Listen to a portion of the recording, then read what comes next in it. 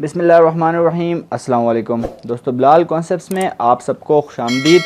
आज हम जिस टॉपिक के बारे में बात करेंगे वो टॉपिक जो है ना हमारा, वो आपका है इंडिया एंड पाकिस्तान की न्यूक्लियर डॉक्ट्राइन्स।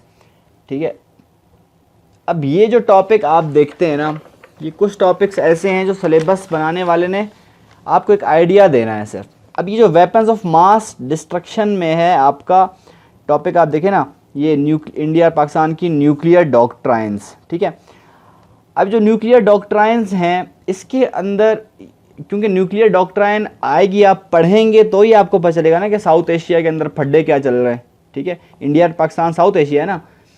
अब साउथ एशिया के अंदर फड्डे आप पहले पढ़ेंगे, न्यूक्लियर डॉक्ट्राइन पढ़ेंगे पहले, उसके बाद आप आएंगे यहाँ पर, जो आपका पिछला पेज मैंने आपको दिखाया था, उसके बाद आप यहाँ पे आएंगे peace making and peace building measures. ठीक है, तो इस तरह से हम इस टॉपिक को पढ़ेंगे। ठीक है, तो हम शुरू करते हैं अपना टॉपिक, इंडिया पाकिस्तान की न्यूक्लियर डॉक्ट्राइन्स। हम पाकिस्तान अफेयर्स के लेक्चर के अंदर भी इसको पढ़ चुके हैं, लेकिन आज थोड़ा सा और इसको हम देखते हैं, थोड़ा और इसके अंदर नई कुछ डायमेंशंस, हो सकता है कुछ नया सीखने को मिले। बैकग्राउंड क्या है कि 1945 के बाद आपको पता है हर स्टेट ने कोशिश ये शुरू कर दी कि हमारे पास न्यूक्लियर वेपन्स भी आ जाएं, और अपनी न्यूक्लियर डॉक्ट्राइन्स अडॉप्ट करना शुरू कर दी कि भाई हम अगर न्यूक्लियर वेपन बना रहे हैं तो हम ये डिक्लेयर कर रहे हैं, पहले से बता रहे हैं कि जो हमने न्यूक्लियर वेपन बनाया है इसका यूज़ हम कैसे करेंगे। ठीक है, तो ये इसका यूज़ बताना, इट्स कॉल्ड न्यूक्लियर डॉक्ट्राइन। ठीक है, अब क्या है कि यही कि अच्छा, उसमें हालात क्या हो सकते हैं in the crisis, in the time of crisis, आप किस तरह से आप यूज़ करोगे इसको, तमाम चीज़ें आप अपनी डॉक्ट्राइन के अंदर बता देते हैं। तो ये न्यूक्लियर डॉक्ट्राइन का मामला तभी से शुरू हो गया।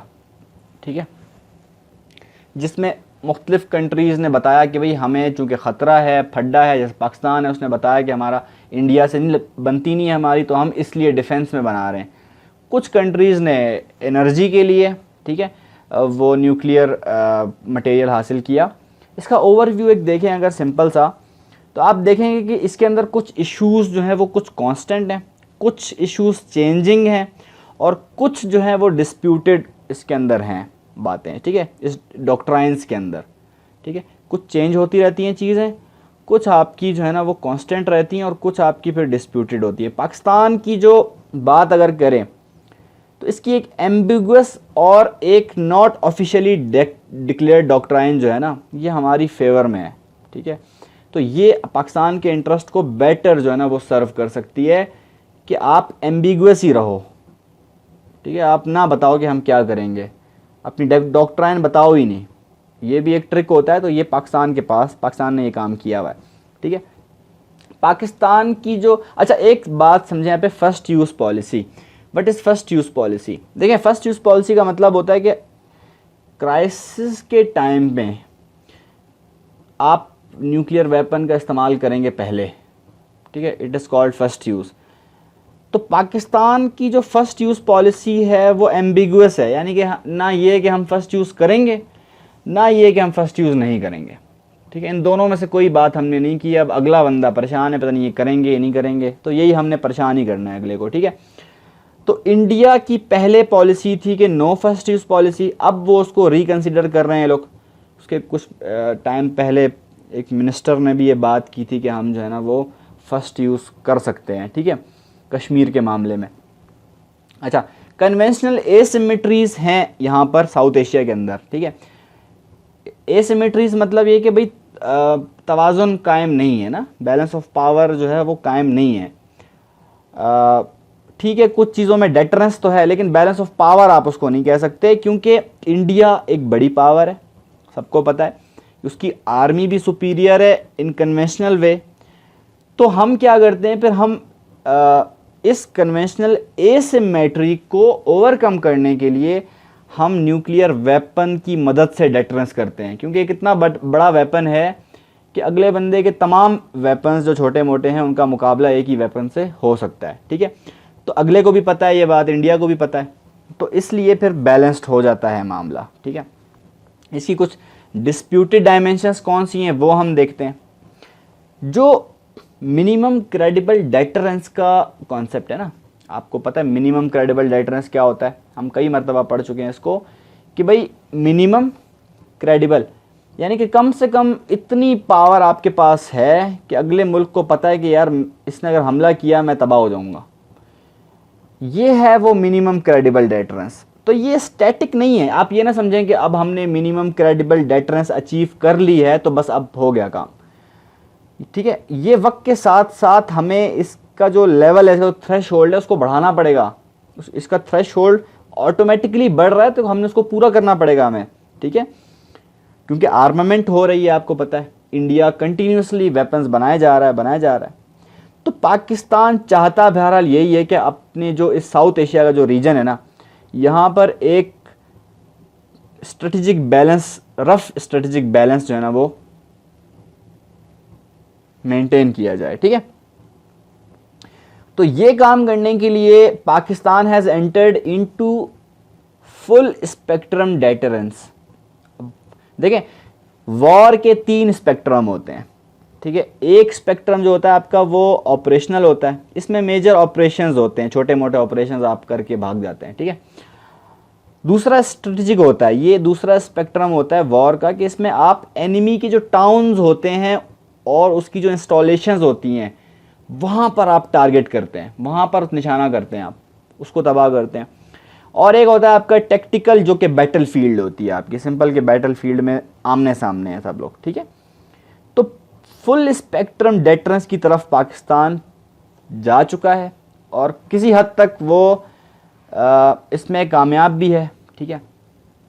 अब इसने, आपको पता है कि इस काम के लिए एक मिसाइल भी बनाया। मिसाइल इसमें था आपका नस्सर जो था वो 10 किलो टन का एक जो है ना वो आपका मिसाइल था, और ये 60 किलोमीटर की रेंज थी, एक शॉर्ट रेंज जो है ना वो मिसाइल माना जाता है।